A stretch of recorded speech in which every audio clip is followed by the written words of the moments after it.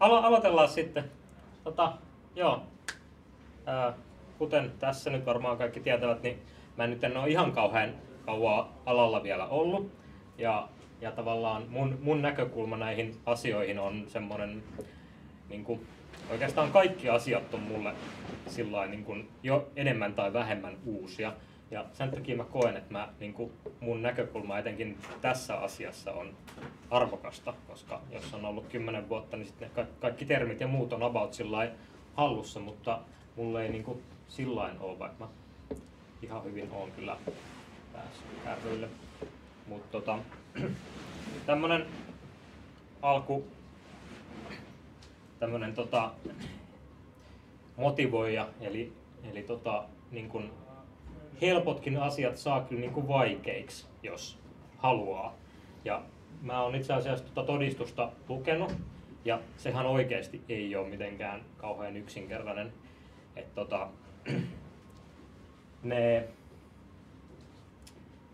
ne on niin kuin helpoista asioista voi tehdä vaikeita, ja vaikeista asioista voi tehdä helppoja. Ja se... Joo. Mennään eteenpäin. Mitä mystifiointi, tai siis mulle ainakin tarkoittaa, niin se on sitä, että jos meillä on joku asia, oli se helppo tai vaikea, niin, ja etenkin jos se on vaikea, niin se pitäisi yrittää niin kuin kuvailla semmoisin termein, jotka niin kuin helpottavat sen asian käsittelyä. Eli siis jos me otetaan joku niin kuin, no vaikka esimerkiksi niin kun me edetään akateemista maailmaa, niin se hyvin usein siellä menee semmoiseksi ihmeelliseksi, niin kun siellä pitää olla niin helkutan eksakti niin kun kaikessa. Ja se ei, niin kun, se ei vaan...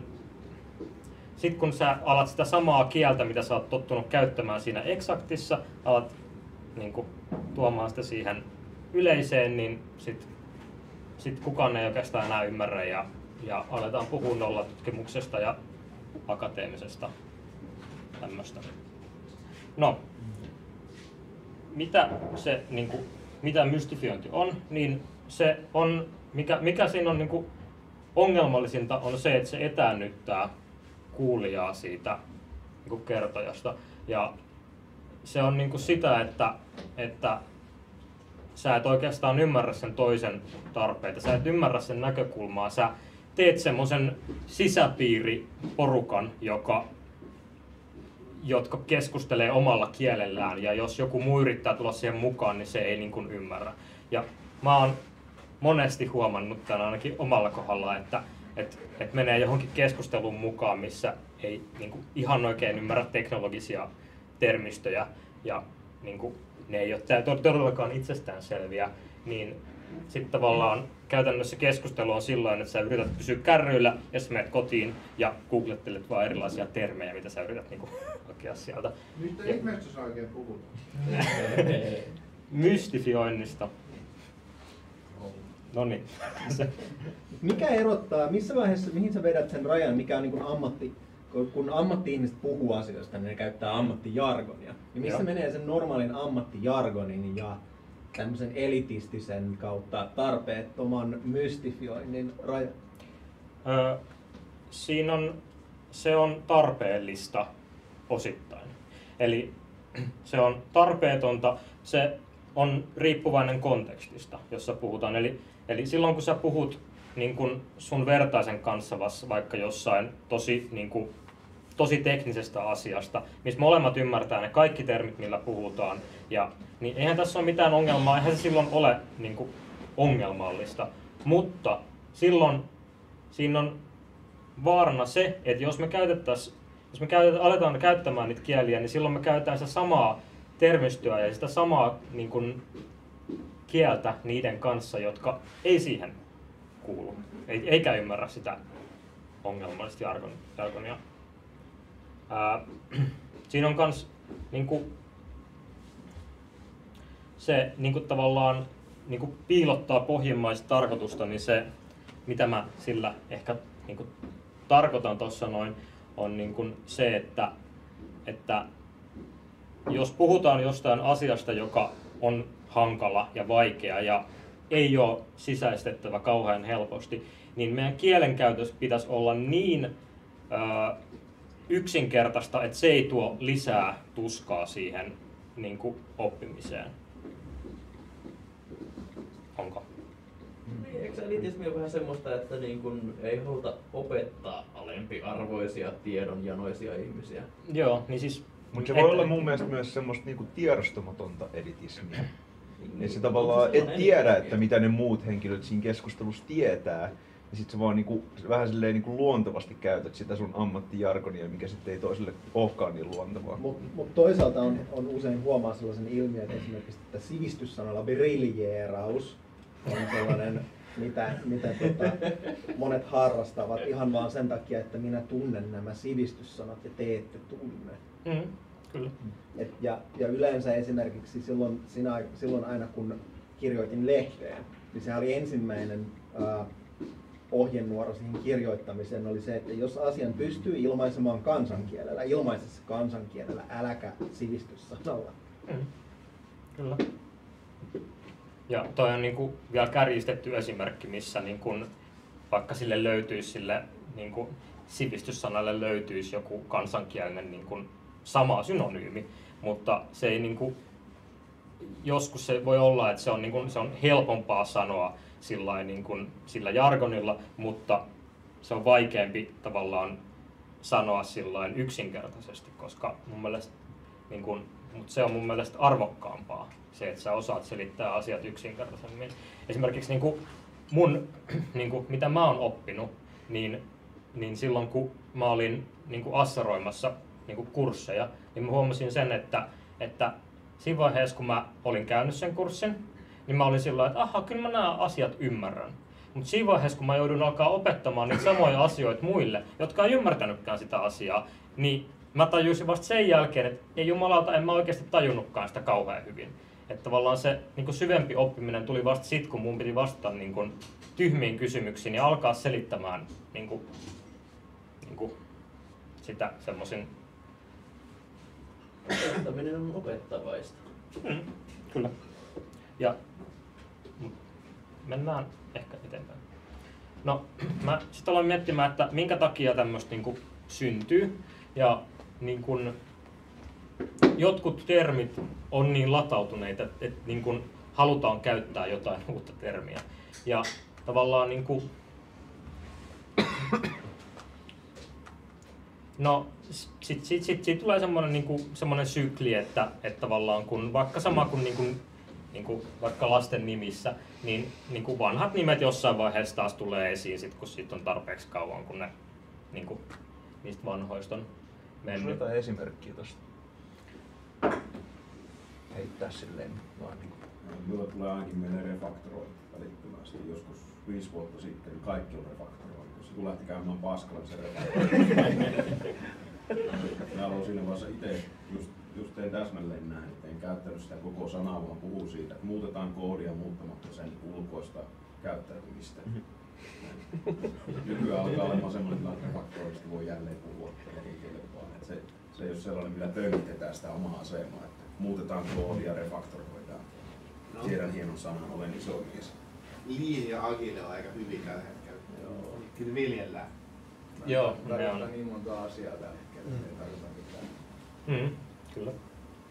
Ja esimerkiksi vaikka jos me etään joku sana data-analyysi, niin se oli silloin, kun tietokoneet alkoi tulemaan, niin se oli semmoinen, että no, nyt tehdään data-analyysiä, kun meillä on nämä hienot tietokoneet. Ja sitten oltiin sellainen, että sitten tehdään jotain muuta ja nyt on tulos uusi ja nyt sitä kutsutaan big dataksi tai jotain. Startup-sana on myös sellainen, että nykyään startupiksi sanotaan ihan mitä tahansa vähänkään erilaista bisnesmallia kokeilevaa internet-yritys. Silloin kun mä 5 vuotta sitten perustelin startupia, niin kaikki oli lähtökohtaisesti lähtö siitä, että piti olla jotain patentoitavaa teknologiaa, jotain semmoista oikeasti, missä on matematiikkaa tai jotain muuta sellaista.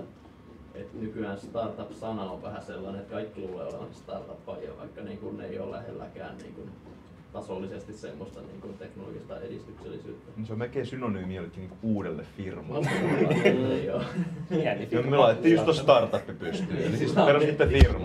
No. Mitä teillä on? No ei meillä ole vielä mitään. Niinpä. Eikä ole mitään ajatustakaan, perustettiin firma vaan. Joo. Ja sitten nimenomaan just se niinku eksakti akateeminen puhe, mitä käytetään, niin siellä on se puoli. Ja onko tää ironinen tää lause, kun sä oot valinnut ei-kansankielisen ilmaisun eksakti? Mä olin just sama. Tässä on aika paljon tämmöisiä pieniä viittauksia. Siis joo, kyllä se on ihan tietoinen valinta. Mutta joo. Ja niinku tavallaan toi konseptointi, niin se on niinku, ihmiset on ihan helkuton hyviä siinä, että ne niinku alkaa yleistämään semmosia tapahtumia, mitkä tapahtuu usein. Tai niinku löytää semmosia yhteisiä tekijöitä. Mutta sitten kun tää menee vähän niinku lähtee käsistä tää homma, niin aletaan puhua niin korkean tason asioista, että niitä ei voikaan enää niinku generalisoida sinne niinku yksittäiseen tapaukseen, jolloin se on viety niinku liian pitkälle. Eli se on semmoinen, se pitää viedä niin korkealle tasolle, että sitä löytyy usein, mutta sitten sitä... Mä en ymmärtänyt tätä G-sanaa. Voisitko selittää kansalle? G-sana, mikä oli G-sana? Generalisointi. Yleistäminen. No niin, löytyi ihan. Kiitos. Selvensit. Joo, kyllä. Nimenomaan. Tuli joku armeijatermi. Joo, no niin. Eli nimenomaan jargon, sitä on vaikea tulkita ulkopuolelta ja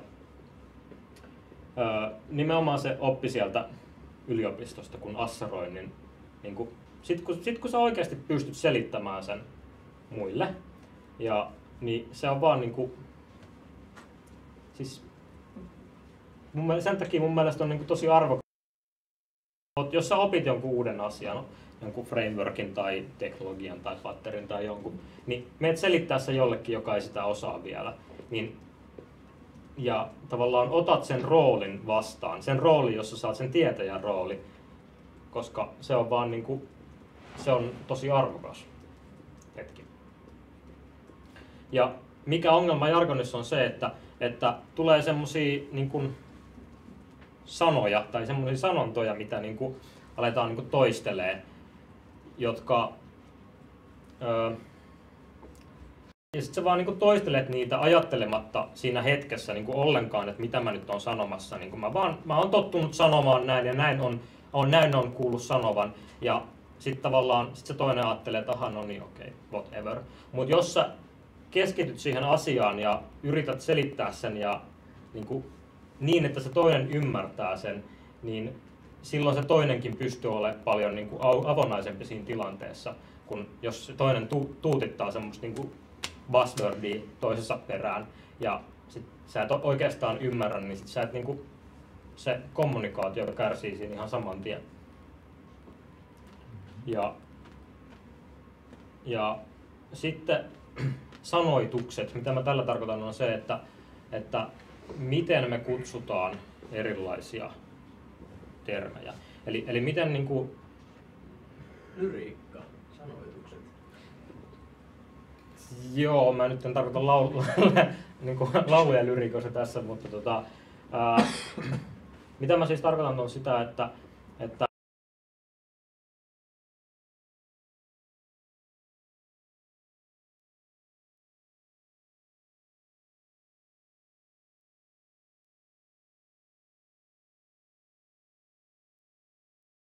joo, siis isoin kontekstiriippuvuus, niin mitä mä tarkoitan, on nimenomaan se kuulija.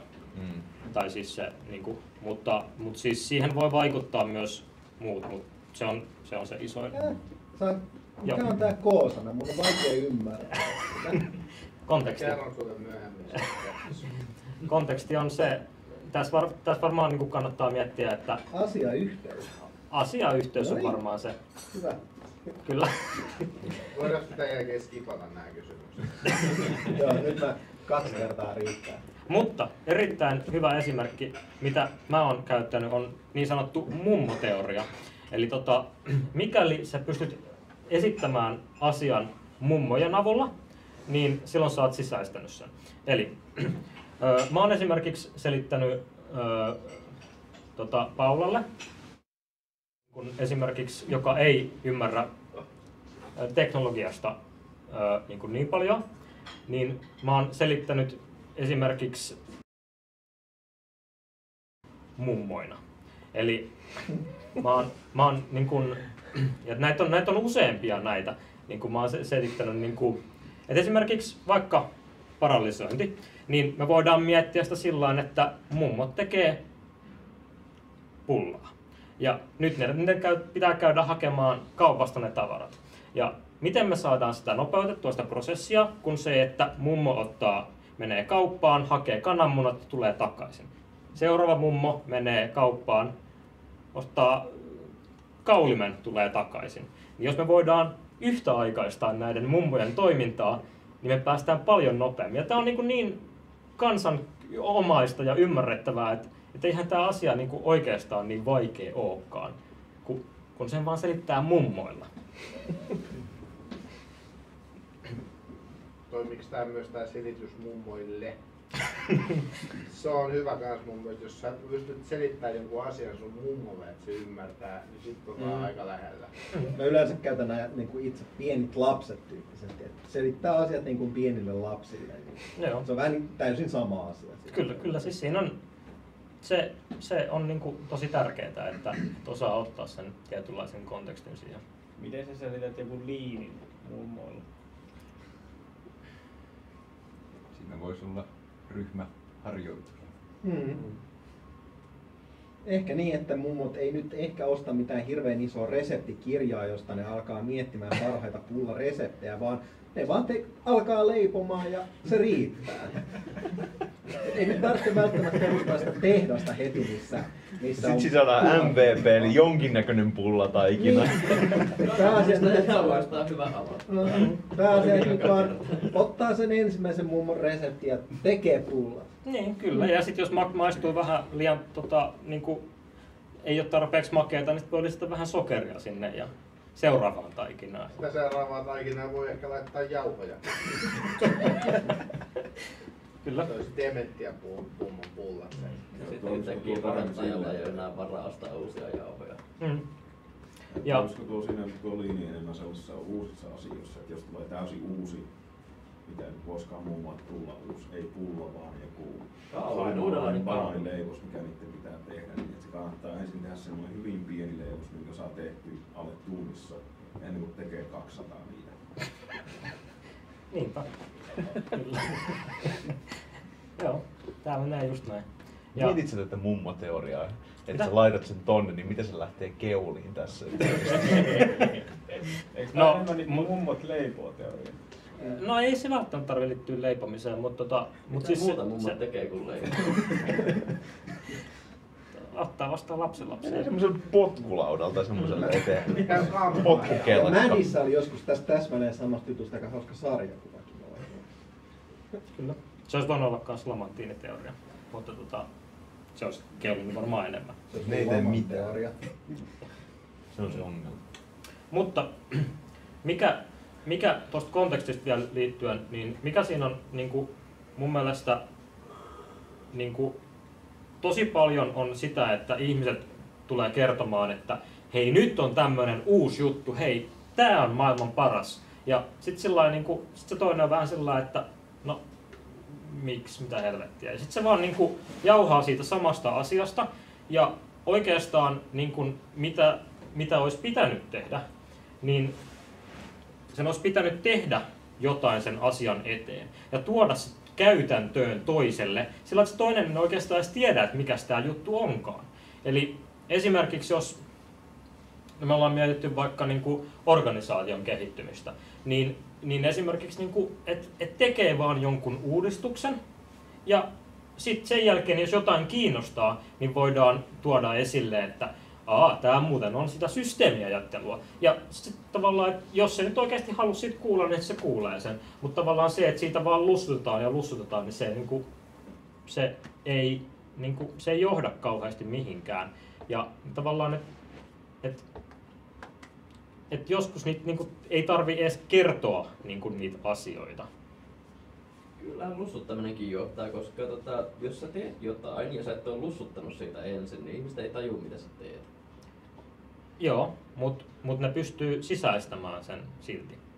Esimerkiksi 1+1 on 2, niin sitä ei pysty, mä en pysty matemaattisesti todistamaan, mutta mä pystyn käyttämään sitä arkipäivässä ja paljon, paljon pitkällekin viedympiä asioita pystyn käyttämään hyväkseni. Vaikkei mulla olekaan sitä, vaikka mä tiedän sitä teoriapohjaa Eikö toi enemmän semmoista, että ihmisillä on erilaisia oppimistarpeita ja oppimistasoja, että jollekin riittää pelkästään se, että sä kerrot jotain uutta teoriaa ja se hiippaa heti sen homman. Toiset pitää näyttää, että okei, no näin tää toimii.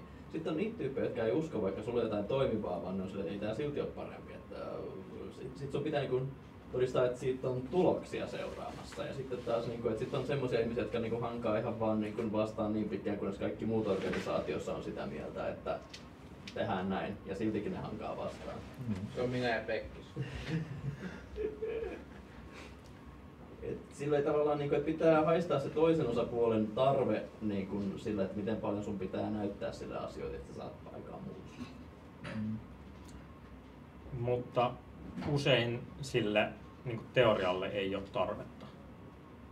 Mun ei tarvitse tietää, mikä teoria 1+1 on 2 takana. Mun ei tarvitse tietää, että miten me ollaan määritelty, mitä on plus, mitä on. Mun ei tarvitse tietää sitä. Mä voin käyttää sitä ja mä voin ymmärtää sen, että ne on semmosia, että kun ihmisille vaan tuo niitä asioita sillain, että tää nyt tehtiin näin ja se nyt näytti toimiva. Ja sit ne alkaa pikkuhiljaa noudattamaan niitä. Vaikka esimerkiksi design patternit.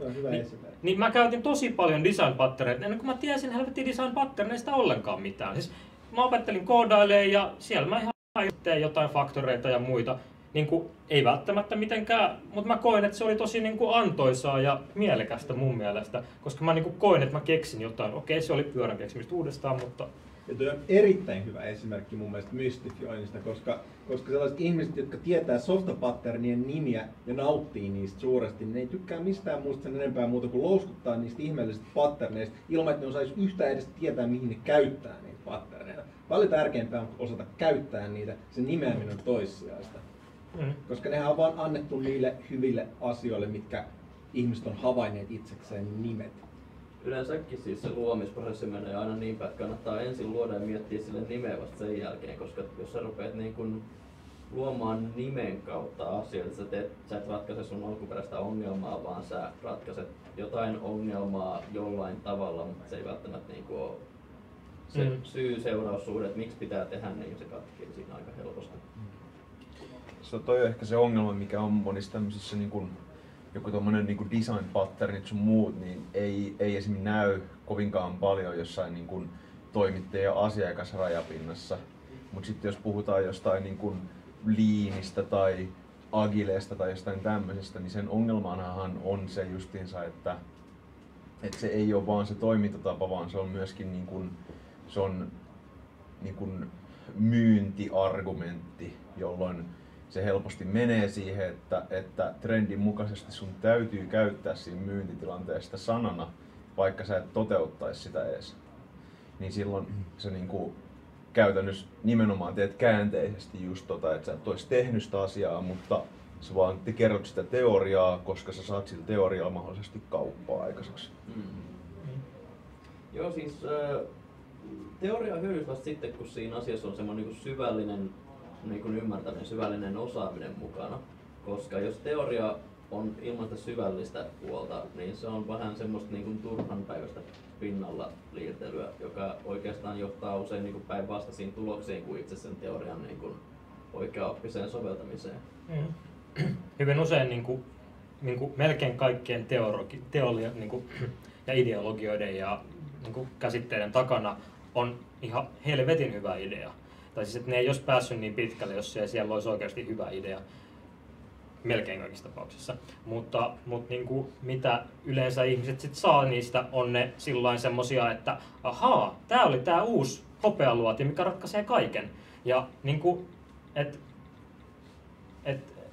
sen takia noi käsitteet ja tommoset on vaarallisia, että sit ihmiset luulee ymmärtävänsä koko sen asian, sit kun ne ymmärtää, mitä se yksi käsite siellä niin kuin tarkoittaa. Vaikka siellä se takana on kumminkin on idea, eikä mikään semmoinen, että tee aina näin. Mun mielestä hopealuoteja etsivät ihmiset on vaarallisia, koska ne tekee tavallaan kaiken näköisestä teoriasta ja sen soveltamista kyseenalaista, koska ne ei niin kuin haluakaan ymmärtää mitään täysvaltaisesti, vaan ne vaan etsii hopealuoteja, koska ne haluaa päästä helpolla. Koska niitä ahistaa vanha toimintava tai jotain, en mä oikein tiedä, niillä on hassuja motiiveja. Joo, kyllä. Oliko vielä jotain ajatuksia tästä Kyllä vaan meet eteenpäin? No, piti nyt ottaa, kun tästä nyt niin paljon on puhuttu, niin systeemiajattelu, siis niin kuin, mua rasitti erittäin suunnattomasti siinä vaiheessa, kun mä ymmärsin, mistä systeemiajattelussa on kyse, koska se oltiin myyty mulle erittäin huonosti. Se ei ne asiat, mitä siitä oltiin puhuttu, oli sillain, että on jotain kompleksia systeemejä. Ja sit kun mä oon kuullut systeemiajattelu, kompleksit systeemit, niin mä oon jo vähän sillä, että älä. Ja tavallaan sit kun mä jollain tavalla pääsin sinne sisälle, niin sitten mä tajusin, että ei jumalauta, eihän tää olekaan kuin sillain, että kaikella asioiden muutoksella on monimutkaisemmat seuraukset kuin mitä niistä näkee, ja sit sun pitää käyttää maalaisjärkeä sen jälkeen. Jumalauta, nämä termit on ihan perseestä. Joku tekee niillä rahaa. Niin. Tää on ollut munkin pointti pidemmän aikaa, että kirjoja myydään. Dr. Kobros-säätiö hyväksyy. No mun mielestä oikeesti, siis tätä mä tarkoitan nimenomaan, että jos, no okei, sama homma menee siihen pattern designinkin. Kuinka monta kirjaa löytyy jostain Amazonista, jos laitat noin 2 sanaa? Kuinka monta kirjaa löytyy meidän kirjahyllystä? Niin, no nimenomaan, sieltä tehdään rahaa. Sen takia noit siis toki siinä on ehkä se semmoinen hyvä ajatus taustalla niin kuin näissä kaikissa muissakin hommissa. Ja kukaan ei varmaan voi kieltää, etteikö se ajatus sinänsä olisi hyvä. Mutta sitten sitä vaan raiskataan aika tylysti, koska siinä on sit mahdollisuus saada sitä massia. Eihän tässäkään ole systeemiajattelu on periaatteessa ajatuspatternin nimeäminen. Siellä taustalla on ihan samalla kuin softapatterneissa joku asia, mikä on havaittu, ja tässä yritetään vaan antaa sille nimi niin, että siinä voidaan. Mutta siis tääkin on semmonen, jos multa olisi kysytty, että jos mä kysyn jo kadulta, että oot sä systeemiajattelija joltain, niin ihminen sanoisi, että mitä helvettiä se on, en oo. Mutta esimerkiksi miettii ihmistä ja kanssakäymisiä, niin näähän on jo kompleksia systeemeitä, ja me joudutaan miettimään, että miten ne reagoi toisiinsa. Ja me ymmärretään, että on intuitiivista. Ja sitä tehdään, niin minkä jumalautan takia siihen pitää ottaa tämmösiä ihme taikatermejä, mitkä ei Mä en ymmärrä Mulla on tämmöinen teeskentely siitä. Joku henkilö voi lähteä vaikka Paul. Selitä mulle joku patterni. Ihan mikä tahansa. Mä oon yksinkertaisesti ja nopeasti. Ihan mikä tahansa. Tarkoitatko sä design patterneita? Ihan mikä tahansa meidän ammattilaisuudessa oleva patterni. Mitä väliä mikä? No, otetaan vaikka factory patterni. Joo. Niin se on sitä, että me rakennetaan sen sijaan, että me tehdään itse kaikki käsin, niin me ulkoistaan niiden rakentaminen jollekin muulle. Okay.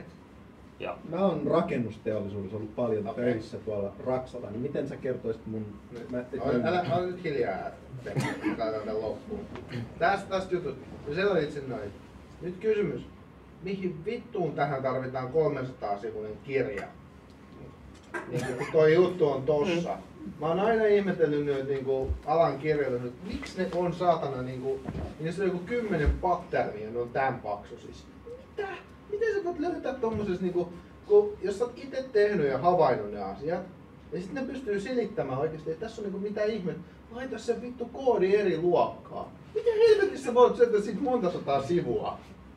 Mut sä et ehkä vielä selittänyt sitä sillä lailla kansankielellä, että okei sä ulkoistat asioiden rakentamisen jonnekin, mutta mitä sä rakennat? Siis tässä on just se, että nyt konteksti on tärkeää.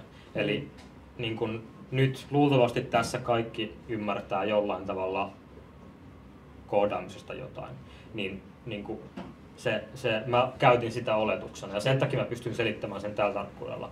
Jos mä olisin joutunut selittämään mummojen kanssa, niin voi olla, että mä en haluaisi edes selittää mitään factory patternia, koska se ei ole välttämättä kauhean niin kuin relevanttia, jos ei ymmärrä koodauksesta tai mitään. Mutta siis sitä voisi niin kuin selittää sitä kautta, että sen sijaan, että sä saat kaikki Ikeasta saat kasat ja sun pitää koota, niin sä käytkin ostamassa ne jostain muualta ja saat sen koottuna kotiin. Niin tavallaan jos se kyllä tostakin mummon saa. Toi oli jo sellainen, että mummo olisi voinut ymmärtää. Kyllä. Ja Raksamielle varmaan menisi silleen, että saa työkalut mahdollisimman käyttövalmiissa kunnossa. Niin, ei tarvitse niitä rakentaa itse. Se on. Joo. Siis noista pattern-kirjoista, niin valtaosa siitä kuitenkin on sitä analyysiä, että milloin käytetään factory patternia, milloin käytetään abstract factorya, milloin builderia, miten nämä vuorovaikuttaa toisiinsa, milloin kannattaa käyttää mitäkin. Se on se, minun mielestä se liha niissä. Oletko sä sitä mieltä, Heikki, että jos ajatellaan, että me lähdettäisiin opettelemaan koodausta, niin pystyisikö nämä asiat opettelemaan niiden kirjojen kautta? Mä oon itse jotenkin aina ollut sitä mieltä, että jos sä lähtisit liikkeelle niistä softa-patternikirjoista, niin sä et pääsisi mihinkään. Siis se olisi tosi epämotivoivaa jopa. Jos mulla olisi alettu kertoa niistä softa-patterneista silloin, kun mä keksin niitä itse uudestaan, niin mä olisin luultavasti lannistunut siitä. Se olisi vähän besides the point, että eihän kukaan, jos joku lähtee opettelemaan fysiikkaa, niin eihän se lähde heti Einsteinin suhteellisuusteoriasta. Aika moni yrittää. Ja joku tekee sillä rahaa. Ne on vaan nähnyt se satana teksti, jossa ei yrittää saada selviä, eikä ymmärrä siltikään. Tähän mä halusin kommentoida pohjimmiltaan kyse perhosefektistä. Niin ainakin mitä ihmiset heittää systeemiajattelua, niin se liittyy ihan kaikkeen muuhunkin, ei pelkästään kaoottisiin systeemeihin. Ja joka kerta kun joku sanoo, että tämä perustuu systeemiajatteluun tai systeemiajattelun mukaan jotain, niin minä omassa mielessäni vaihdan sana systeemiajattelu sanaan järki. Joo. Se on aika monessa näissä jutuissa hyvä toimiva substituutio. Mutta en mä siis sitä tarkoita, että se niinku että mä sanon, että se on kyse perusefektistä, niin mä en tarkoita, että se on kaikki mitä perusefektillä käsitetään, vaan että se niinku idea on samankaltainen sen kanssa. Että se ei niinku, mä en yritä niinku verrastaa niitä ihan yhden suhde yhteen, vaan siitä, että se idea siellä takana on selitettävissä paljon yksinkertaisemminkin kuin miten sitä selitetään.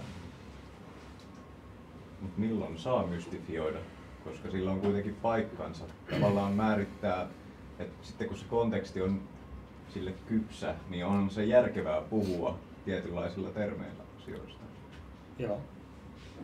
Silloin kun ymmärrystä tapahtuu, niin kannattaa tuoda lisää termejä. Kyse on siitä, että sit kun sä siirryt käyttämään sitä korkeamman tason termiä, niin sun pitää pystyä selittämään se alhaisemmin tason termeillä. Eli niin kuin, siinä vaiheessa, kun sä osaat, että jos mä en osaa selittää jotain vaikka perusefektiä, niin mun välttämättä ei kannata tavallaan viedä mitään siitä johdettuja asioita, vaan että siinä vaiheessa, kun sä ymmärrät sen koko alan ja osaisit selittää sen semmoselle, joka ei sitä kokonaan ymmärrä, niin sit vasta kannattaa, sit sä voit abstraktoida siitä sen tavallaan laittaa sen jonkun termin alle sen käsitteen. Koska ennen sitä, niin siinä on just vaara se, että termeistä tulee tosi semmosia mitään sanomattomia ja mitä tahansa tarkoittavia. Vaikka just mitä tässä nyt oli, että voi tarkoittaa melkein mitä tahansa joku sillä lailla, että miten me rajoitetaan vaikka, jos kuvitellaan big data, niin mitä se tarkoittaa? Miten me rajoitellaan, että onko se siinä vaiheessa, kun tulee gigatavuja tavaraa vai petatavuja vai... Ja jos me oltaisiin puhuttu big datasta silloin joskus kun tietokoneet tehtään, niin mä luulen, että me olisi puhuttu kilotavuista, että no tämähän on big dataa nyt ainakin.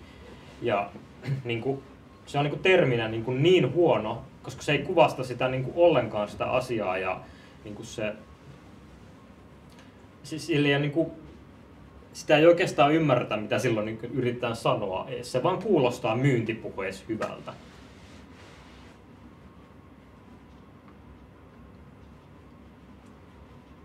Joku tekee sillä rahaa, että se mainitsee sanan big data. Niin. Se on aina hyvä argumentti mun mielestä. Se on validi argumentti, en mä sitä. Mikä V-sana, mä en ymmärrä. Mikä sana? Sen A-sanan sä ymmärsit kuitenkin. Nyt mä hakkaan tämän nuukaton. Joo. Mutta siis, kyllä. Lyötään semmoset sandaalin kohta. Noi on. Niin, onko siinä vaarat, jos kaikki kilpailijat mainostaa jotakin agilia ja yhdistelmäajattelua ja puhuu responsiivisuudesta ja muuta, ja sitten itse menee asiakkaalle ja puhuu suomea, niin sitten vaikuttaa jotenkin vähemmän osaavalta kuin ne muut, vaikka periaatteessa se asia on. Kyllä mä väitän, että toi on hyvinkin suuri osa pointti. Siis, niinku, se että varmasti ei kaikkien kohdalla, mutta sitten että jossain se kuitenkin voi vaikuttaa.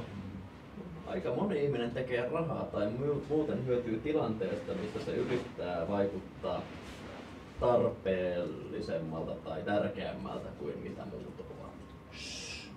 Paljasta mua. Niin, siis kyllähän se siis onkin. Ja niinku, call me naive, mutta mun mielestä se ei ole semmoinen maailma, mitä mä haluan niinku tukea. Täällä on mystikkoja tai mystifiointia ja sitten on näitä mystikkoja, mitkä tekee sitä rahaa. Niin ihan täyden paskan puhumisen. Ei ole mitään tekemistä minkään todellisuuden kanssa. Ja ihmiset niinku pitää just siitä niinku asioista, mitä ei tiedä. Tai mitkä on niinku tällaisia.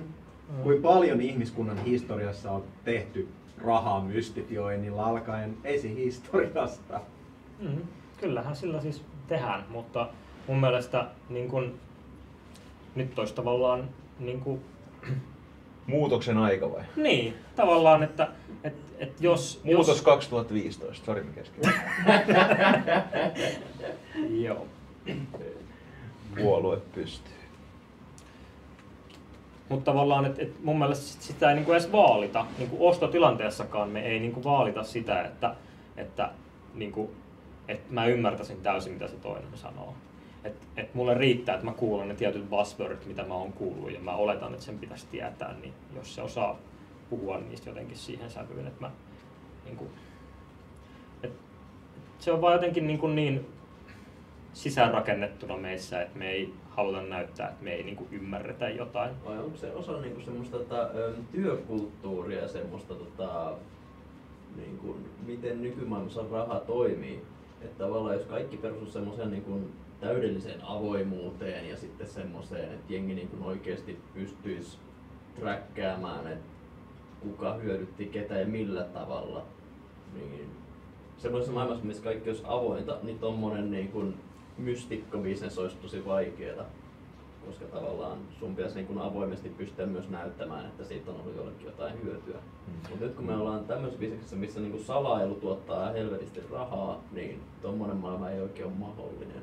Mä väitän, että niinku jotain agiiliikin, koska se on niinku, tai niinku monet asiat on semmosia, että nimenomaan niinku ne ei tarjoa semmoista, että teet tämä ja tämä ja tämä ja tämä asia ja sitten kaikki on vaan täydellisesti, vaan se on vähän semmonen niinku häilyvä asia, mikä sun pitää vaan niinku ottaa koppi siitä ja hyödyntää sitä oikealla tavalla. Niin se, että kuka sit voi sanoa, että teitte sitä nyt agiilia niinku oikealla tavalla juuri tähän tilanteeseen, niin mä väitän, että se on tosi vaikeeta.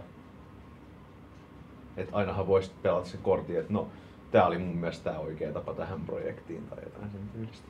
Joo, mulla on yksi kaveri tästä on vuosia aikaa ja selitti ihan tohkeessaan tämmöistä, että agile on enemmän kuin pelkät menetelmät, että jos teet pelkäs scrumin kautta, niin se ei ole agilia, vaan sitten mä kysyn, että voiko olla agilia, jos tehdään ihan täydellistä vesiputousta.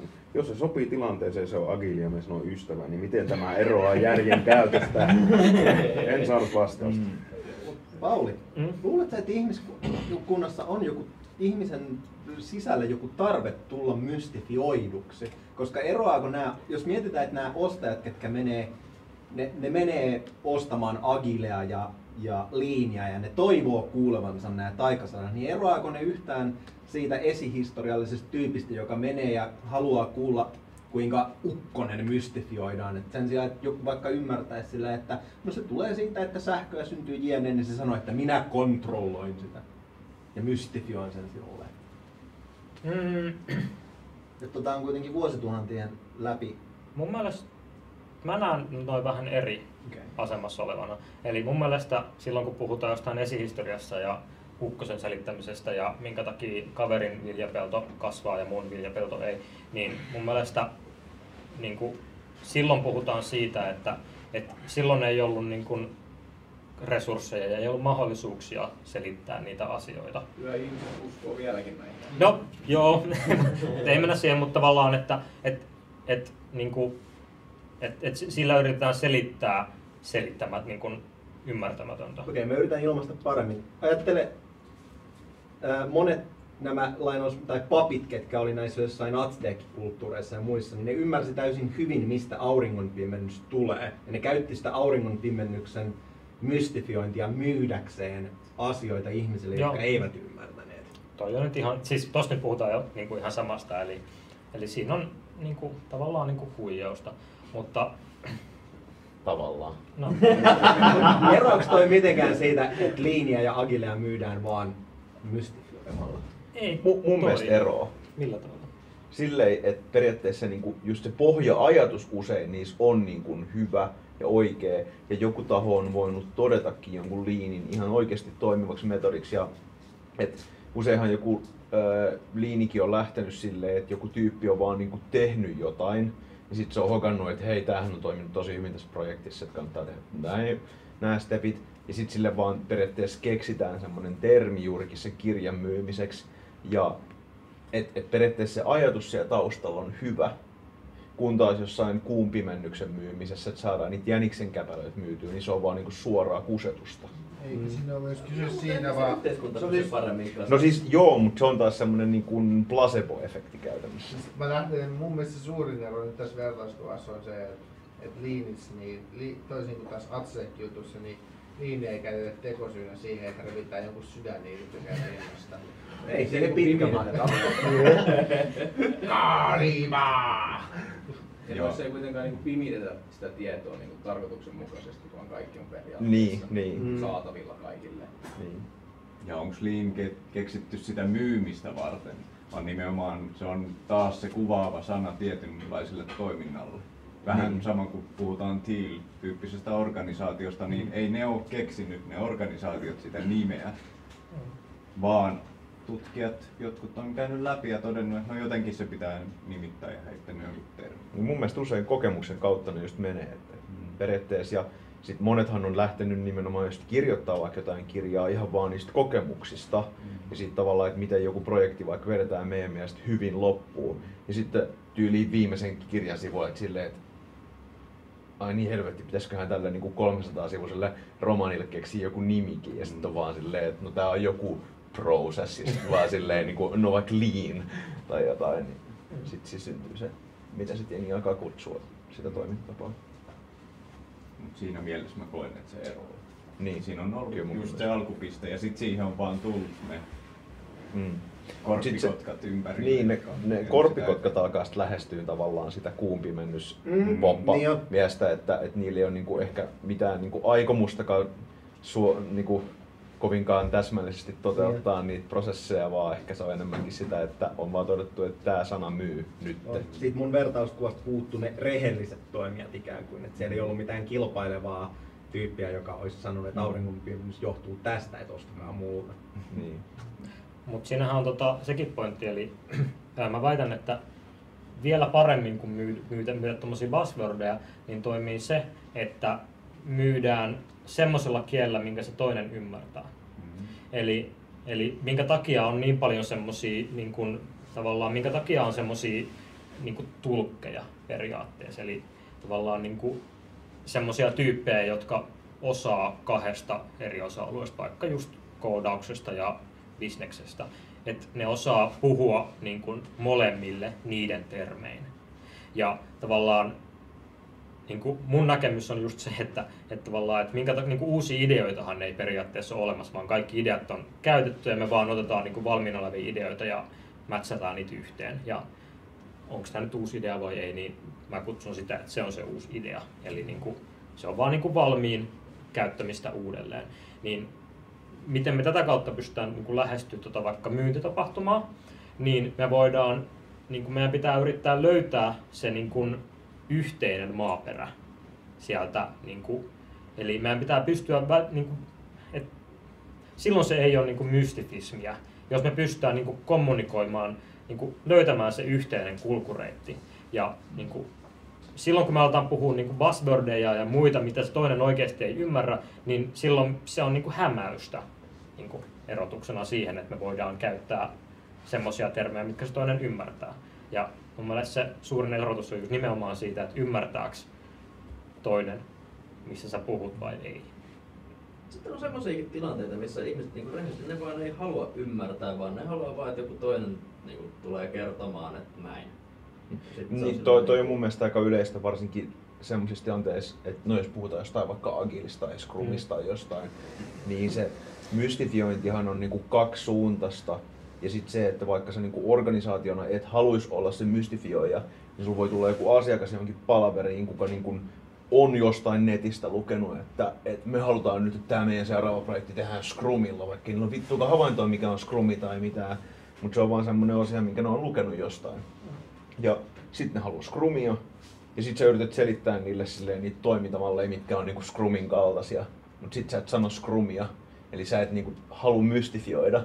Mutta se asiakas haluukin ostaa mystifiointia omalla tavallaan. Asiakas haluaa kuulua Scrumin porukkaan. Niin. Miten, et selität sä siis auki sen ja sitten sen jälkeen sanot, niin ja tätä kutsutaan myös Scrumiksi. Mikä se sitten olisi se keino niin päästä tavallaan siitä mystifioinnista irti, mutta silti kuitenkin tyydyttää mahdollisesti sen. Me kierrettiin nyt kehää tavallaan siihen takaisin, että joskus ne haluaa tulla mystifioiduksi, on vaikeampaa myydä kansankielellä kuin mystifikaatiolla. Me palattiin siihen samaan.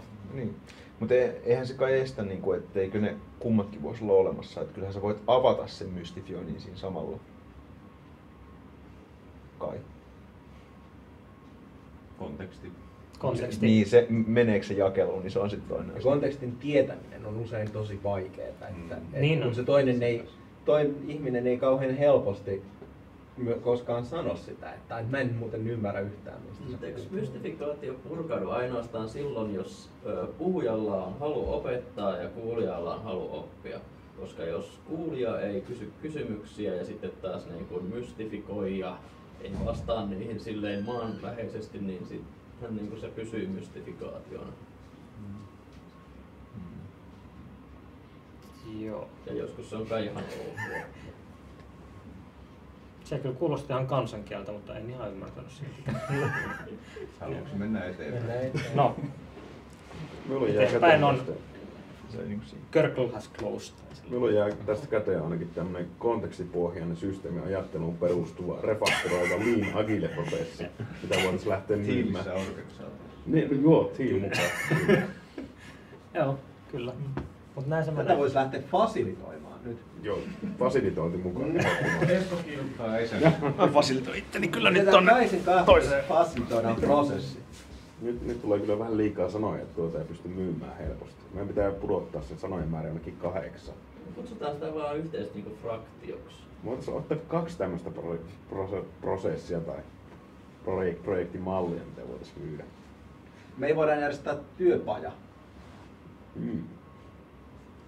Tuon me jo ymmärsin. Niin totta, että en sano workshopi. Workshopi.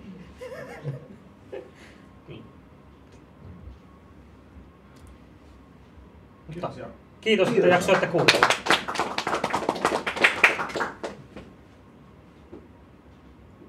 Eikä siinä. Mikä on ratkaisu?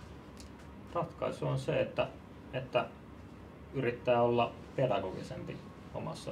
Mä en ymmärtänyt sanaa. Yritäpä nyt olla vähän pedagogisempi. Nyt pitää olla siis käytännönläheisempi, mitä mä ehkä sillä tarkoitan. Ja tavallaan niin kuin ymmärtää se, että se niinku yleensä opetustilanteessa niin se, että sä niinku pystyt käyttämään selittämään sen mahdollisimman yksinkertaisesti niin on arvokasta. Niinku, mitä vaikeampi asia on, niin sitä tärkeämpää se on, että sä selität sen mahdollisimman niinku ymmärrettävästi. No, mun mielestä se on niinku semmoinen asiantuntijuuden mittari, että jos sä teet jotakin ja et osaa selittää sitä kelle tahansa, niin silloin sä luultavasti ymmärrät sitä että joku siinä on, että sitten mun mielestä se ei ole todellinen asiantuntija. Asiantuntijuus loppuu aina siinä vaiheessa, kun joku sanoo, että tehdään nyt vaan näin. Anteeksi, että mä kärjistin näitä sivistyssanoja, mutta se on mielenkiintoinen aihe mun mielestä, että mikä on sivistyssana, mitä sä voit edes käyttää. Onko konteksti sivistyssana sun mielestä?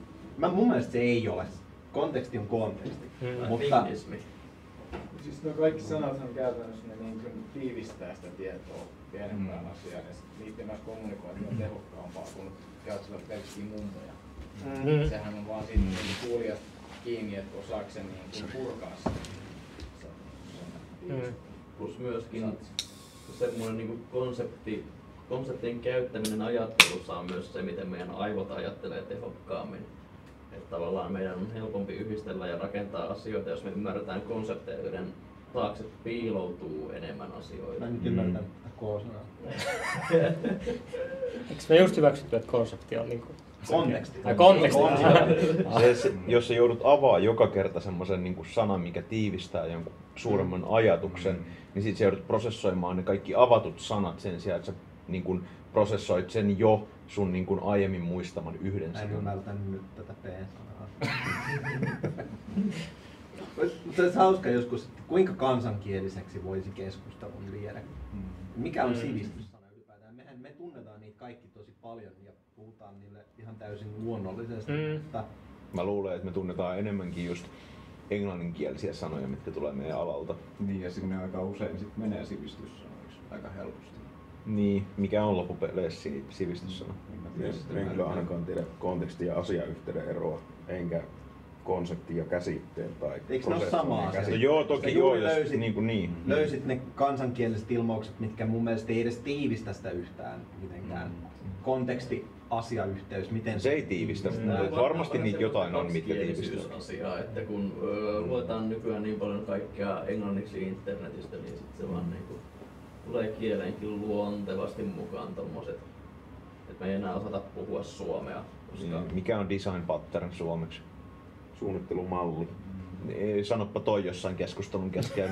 Meidän omassa jargonissahan nämä suomalaiset ilmaisut on mahdottomia ymmärtää, jos me puhuttaisiin keskenään näillä kielitoimiston ilmoittamilla suomenkielisellä vastineilla, niin me emme ymmärtäisi toisiamme yhtään. Joo, siis crowdsourcing on muistaakseni joukkoistaminen.